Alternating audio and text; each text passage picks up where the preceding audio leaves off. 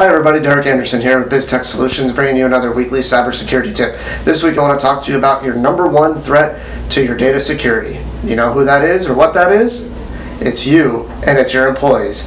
People, the human element, the number one risk to cybersecurity. You can do everything under the sun, have the best firewalls, have the best antivirus, spam filtering, backup solutions, everything that's great.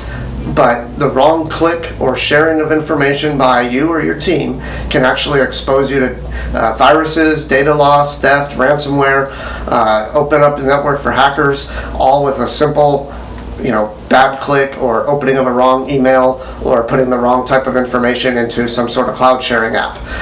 So it's really important that your people get trained and you have acceptable use policies of what is allowed. So things you can do is make sure your team knows what they're allowed to share and how they can share it. Are you providing training with them on how to identify phishing emails, and do you have protections in place that if they actually accidentally click on a link that it can be verified to make sure the link is safe?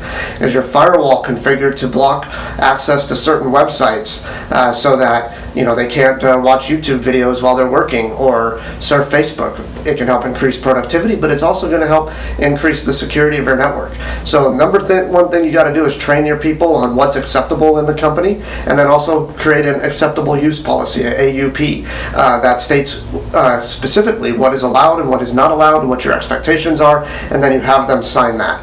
And then you also want to just make sure all those other protections are in place. But the people are, unfortunately, the number one weakness to security. It's not always malicious intent. Most of the time it's accidental or a mistake. But there also is a chance of rogue employees that want to sabotage your company and do malicious things. And so while all those other protections like antivirus, firewall, backup, all of that is important, and you absolutely have to have that, training your people and having those policies in place to make sure they understand it, of what they're allowed to do and what they're not allowed to do, is very important, and that will help keep your team and your data safe from any mistakes or things that can happen.